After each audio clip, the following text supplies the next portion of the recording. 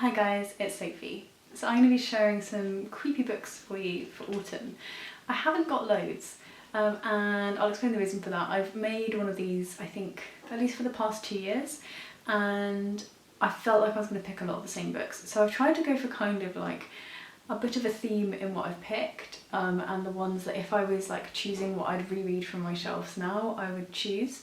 Hopefully that's interesting. That means it's not just the same ones that I used last year, because although I still love a lot of them, like a lot of the Stephen King ones, I feel like it would be a bit pointless just to keep reminding you of them. So I'm going to share the ones that I would reread now if I was trying to pick from my own shelves, and I'll link the other videos as well down below so that if you do want to see what I recommended before, then you absolutely can go and do that. The first one that I picked is creepy but like very sad, and that is A Line Made by Walking by Sara Baume. This follows a girl who basically can't cope with her life anymore, and she goes to move out to a really small rural community where she's isolated from everything and everyone, and she's dealing with basically like a really bad period of depression in her life. But she's doing this through photographing dead animals that she finds, and just talking about what her life feels like. And I think this is the kind of thing I would love to read if I'd gone to stay in like a little cottage somewhere like in the Lake District, kind of by myself. So like it's scary, but scary sad scary, not scary boo scary, and I really enjoyed reading it. I would definitely be picking this one up again if I was rereading my shelves this autumn. The next one that I picked up is definitely in the creepy scale of things rather than the horror scale of things, and that is Paradise Rot by Hval. This is a story about a woman who is trying to find an apartment. She's Norwegian, she's come to stay, I think she's in Australia? I think she's in Australia. And she doesn't really know anything, she doesn't really know any people, all the like surroundings are strange, the birds are different, and she's trying to get a place in a flat to move out of her like youth hostel that she's living in, and she moves in with a woman who is quite strange, and like in the first day she brings home like hundreds of apples, and neither of them are able to eat them, and they just kind of leave them there watching them rot. There's a lot of metaphor in here, and things falling apart is what I will say. I really liked it. I thought it was creepy. I think it could have been slightly better developed, but I really liked the experience of being in the story. So that one is Paradise Rot, and I don't think many people have spoken about this one so far. So I'm a little bit out of the loop the last sort of 3 weeks or so excuse me if they have, but there's Paradise Rot. The next one I have is again like a quiet creepy one, and that is The Unloved by Deborah Levy. This story focuses around the murder of a woman who's on holiday. I think they're on holiday in France.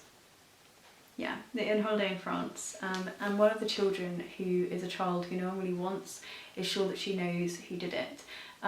It's sort of looks at creepy children and family dynamics and kind of small fears as well as the big fears, but it's quite a kind of literary creepy feel, which is what I think I'm going for in these recommendations. And yeah, I don't want to say too much about it.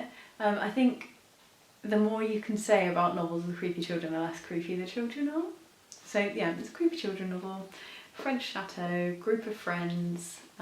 They don't like the girl who thinks she knows who murdered the woman. The next one I read really recently, and that is Water Shall Refuse Them by Lucie McKnight Hardy. The only caveat I have with this is such a like deep summer book, but I do think it's very English, very creepy but not horror necessarily, and just the feeling of not belonging, not knowing where you are, dealing with grief in strange and different ways, and a feeling of being trapped. And I think that is sort of linked with the Sara Baume book, A Line Made by Walking, in terms of like the isolation from the rest of the world, and I think I personally find that quite creepy and quite scary. So Water Shall Refuse Them has a similar aspect to that. They are in a Welsh village for the summer. They've gone away from home because the daughter of this family has died in an accidental drowning, and the family are going away to kind of process this.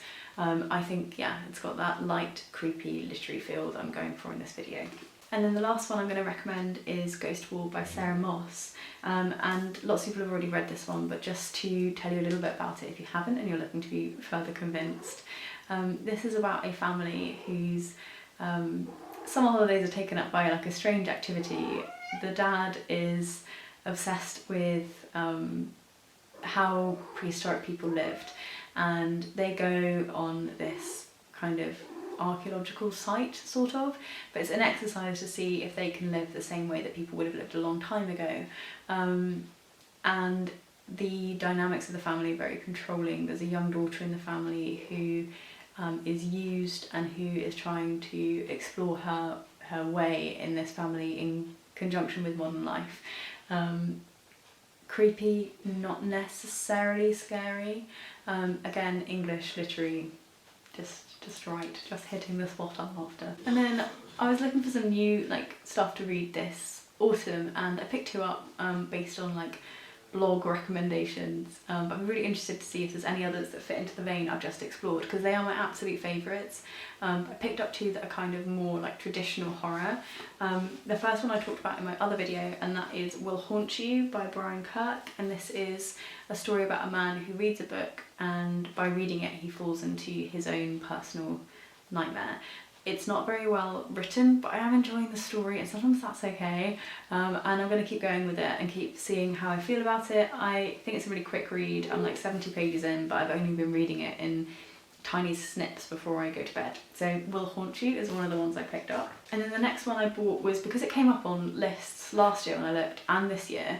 And even though it was a list like best of 2019, this came up again, so I was like, okay, this book's good. And that is Baby Teeth by, I guess that's Jerry Stage. And this is a book where a very small child is the protagonist and they are the creepy child. I don't know anything more about that, I haven't started reading it yet. I just know that every time I keep looking for like scary books, this keeps coming up on loads of the lists, and as I said, it's now someone re-entered it to say, I know this didn't come out this year, but please read this book. So I finally broke down and bought Baby Teeth. I'll definitely let you know how this one goes when I finish reading it. Yeah, so those are some recommendations, and I'd love for you to share some back. I haven't bought a lot of books recently really, that's why I haven't been hauling so much.